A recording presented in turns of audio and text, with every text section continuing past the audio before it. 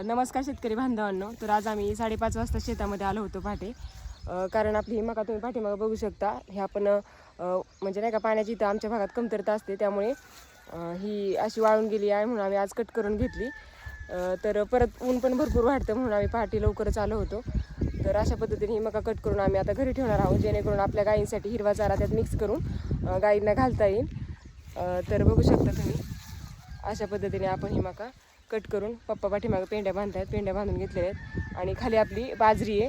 तर तुम्हाला दाखवते बाजरीला देखील एक पाणी कमी पडलं तेव्हा बाजरी कशी आली आहे. तर बघू शकता तुम्ही पाठीमागे ही आपली उन्हाळी बाजरी आहे, जेणेकरून आपल्या कोंबड्यांना चांगल्या पद्धतीने पावसाळ्यामध्ये खायला होईल म्हणून आम्ही उन्हाळी बाजरी केली होती.